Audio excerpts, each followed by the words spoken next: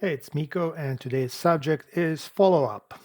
So, this is a little bit of a difficult subject because follow up is boring. It's not actually doesn't really pay you right away. It's not as exciting as closing a sale or being in front of a customer and getting your commission check. Uh, but this is something that's really important, and there's a reason that sales managers and like dealership owners, they do want you to follow up. A lot of places make you follow up. They make it mandatory. Some places go crazy and make you do as many as 50 calls per day. So we're not going to get into details how many calls you should be making, but what we're going to do, we'll talk about why do you need to follow up. And I'm talking to you, as a on a more personal level, not as a manager. Why is it important to you? How it works, and we're going to talk about how to make follow up much more effective, and so it's not going to be as boring. So why do we need to follow up? So statistically, 33% of people who leave a dealership will buy that leave without buying will come back with good follow-up. And when they do, 67% will buy. So basically, out of nine people, three will come back and two will buy. That's that could be a lot of money, especially when every small incremental additional sale can take you to the next level on your bonuses. So obviously, it's important. And luckily for us in car sales and a lot of other sales, but especially in car sales, there's downtime. Everybody knows there's downtime, and downtime could be not just boring, it could be kind of like demotivating when there's nothing to do, when there are no people coming in. So, follow up will actually keep you busy, which is good. So, why do we actually need it? Well, not everybody can buy right away. Some people are just not ready because they don't have the money, the down payment. The wife is not there. Some people are just scared. Some people promise to themselves that they're not going to buy the first visit. They're going to think about it, sleep on it, pray on it. Then some people just procrastinate. You didn't have the car, they were busy, they promised they're going to come back the next day, and then they just got lazy or they get distracted. They saw something else, they just forgot about it. Some people get cold feet. When they're there and they got excited on a test drive, they think, yeah, that's great. And suddenly they're scared and they leave. And now, if you don't call them, if you don't follow up with them, what's going to happen is a lot of time they'll forget who you are. That we forget, especially with age. Uh, we start forgetting things. We don't remember who we talked to, which store we visited, and most people these days don't visit a lot of dealers, but they contact a lot of dealers. So they're not going to keep track of who they talk to on the phone, in person, via email. If you don't keep your name in front of them, they're just going to forget you.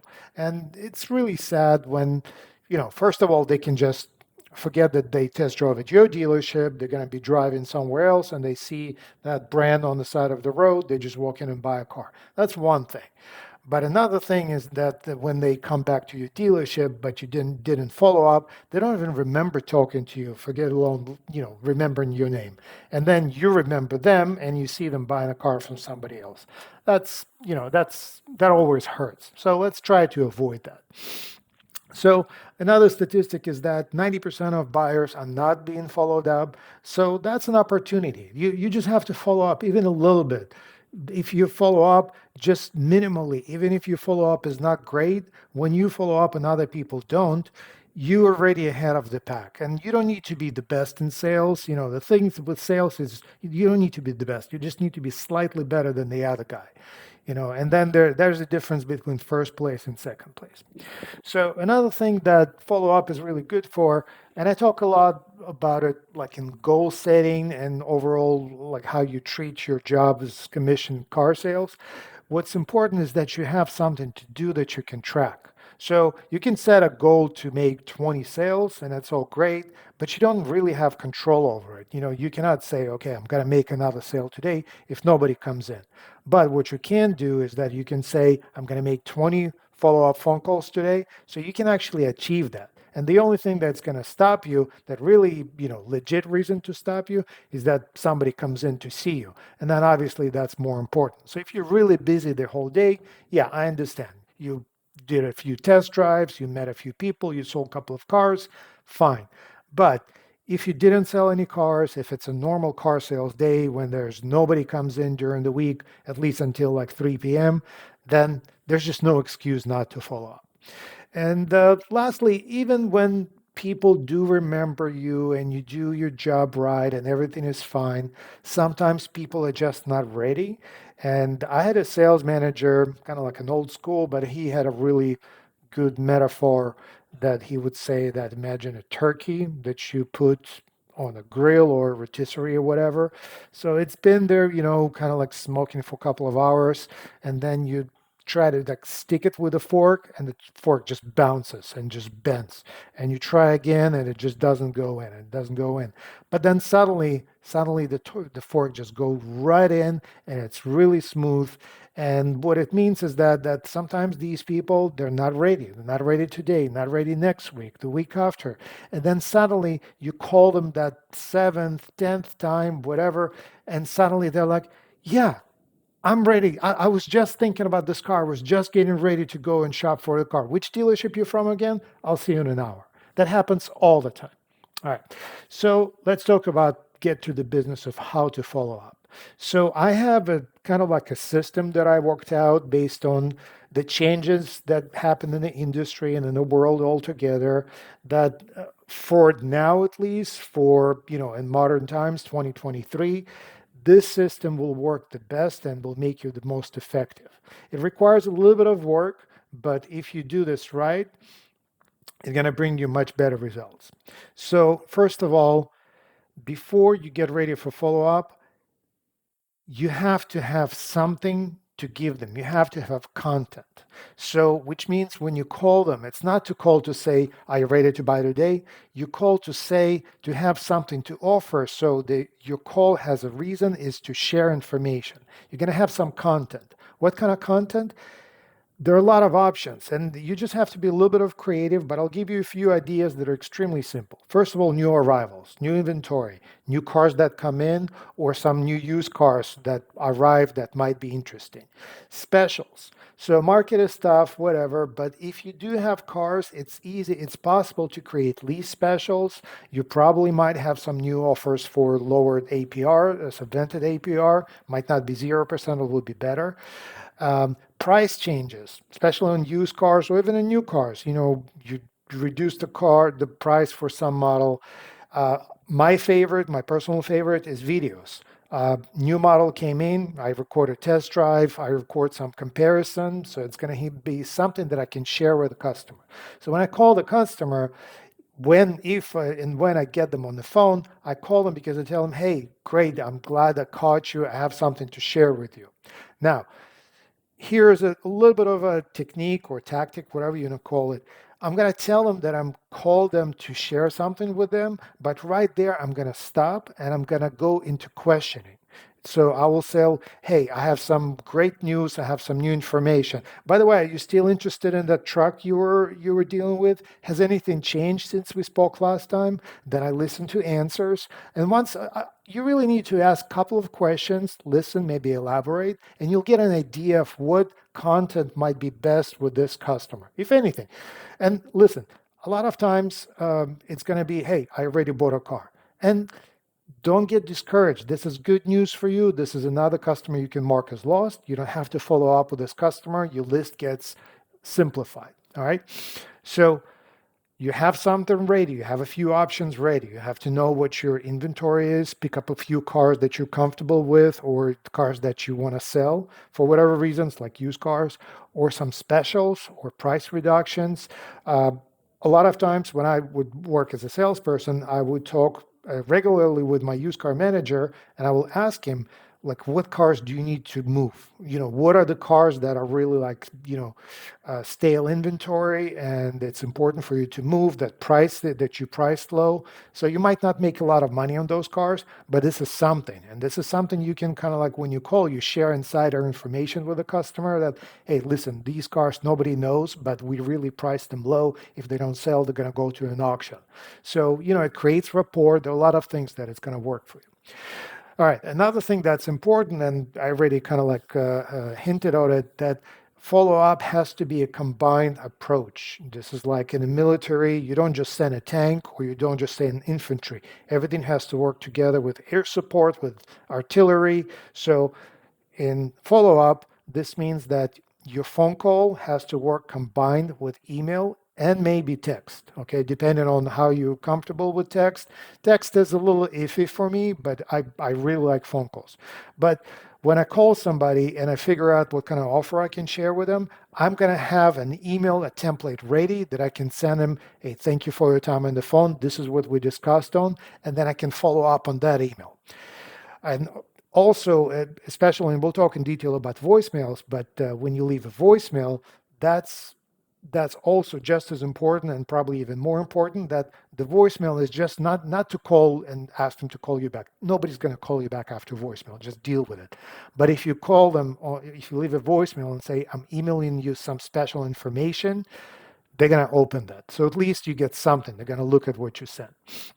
All right, so have some content, be ready for combined approach. You calling for a reason, but you start with questions. So you know which way to go. So you don't go into selling until you actually get some information and kind of like take the temperature of what's going on with the customer. So first of all, are they still in the market? You don't ask just right away, are you still in the market? I like to ask something like, how you been since we met? Are you still interested in that model, or maybe you're thinking of something different? So once you get some information, that's when you go into your pitch. And the pitch should be specific to the situation. So if it was, and we'll talk about this a little bit more, but right now, a lot of, everybody's asking for this one model that you're not going to have. There's a shortage. So everybody's asking for that plug-in hybrid. Doesn't matter which brand it is, but everybody asks for hybrid or electric car. So first of all, you ask, are you still looking for that car? So if they say yes, then you say, wow, so it's pretty tough to get this car, isn't it? And you get into a conversation, and that might be an opening for you that now you can switch. Once you kind of build a rapport, you commiserate together that it's impossible for them to buy, for you to sell. Listen, now I have something special. I have not exactly this electric car, but maybe I have this lease offer. Like some brands have 18 months offer, but even 2, 3 year lease will hold them over until these cars become more available. So ask some questions and have that ready. And some of the questions, like also instead of asking, are you still in the market? Kind of like a summative question, meaning, like they say, when the only tool you have is a hammer, everything looks as a nail. So you don't have just one tool, you have a couple of things. You have used cars, you have some new cars, right? Maybe not cars that they want, but you have something. So your question will be, well, hypothetically, I know it's really hard to find that car that you wanted, but if you had to choose, would you like a used car? We have a really nice one, or we have some new cars and special offers. What would you prefer? And you close your follow up with obviously you want to get them in, right? But usually if they wanted to come in, they probably would be coming in. So at least it's okay if you can move on to sending them, they are agreeing to send you information, and then you send them that information via email with some calls to action, and then you can follow up on that email. A couple days later, hey, I sent you that email. Did you look at it? Did you have some thoughts? I have something new, and so on. So next thing, that's what's going on right now. We all know that with spam calls and everybody's busy and texting and everything is available on your phone, nobody's speaking on phone calls. Also, these days when you leave a voicemail, most of the time, like I don't need to listen to my voicemail that comes in. I can read it. Okay. So what you want to do, you want to be accommodating. So the voicemail that you leave has to be legible so that system can transcribe it easy. And just think, when you leave that voicemail, think about how it's going to look in a text. Don't leave voicemail while you drive. I've seen some salespeople do follow up while they drive. It's really unprofessional. It doesn't sound good. There's a lot of and and just doesn't look good on text. So think how what you say is going to look on text. Basically, it's as if you type in an email. Think about your voicemail as your commercial. And again, remember, our approach is not you're not calling to say, hey, this is Miko from my dealership, and I'm calling to see if you're still in the market, so call me back. Chances that they're gonna call you back are less than 1%. I'm just, that's just some guesstimating, but voicemail like that just not gonna work. Think about it has to be your commercial, and that commercial has to entice customer to open the email that you're going to send them. That's your combined approach. Okay, if it's just voicemail, they're not going to call you back. If it's just email, they're probably not going to look for the email or open the email. But if I left a voicemail and then they see email comes in, now they're curious. Okay, it's something might be interesting, they're going to at least open it. So that's what you want with an email. I'm sorry, with the voicemail, so they open the email that you send them. And another thing, this is really easy. It goes against kind of like common sense and what people used to do. But again, normal voicemail, when I used to do that and everybody does, hi, my name is Miko. I'm calling from this dealership and blah, blah, blah, blah, blah. Switch it, flip the script. Hey, John, you wanted that car? I have some information. I'm going to send you the email. I'm sending it to you right now. By the way, this is Miko, blah, blah, blah. If you do want to call me, if you don't get the email, this is my phone number. But I start with the pitch. I start with a commercial. So I get their interest. If they even listen for a few seconds of that, they're going to be interested as opposed to, hey, this is salesman for the dealership, delete, not even going to listen. So at least get them to listen to open the email. So that's with follow-up phone calls and voicemails.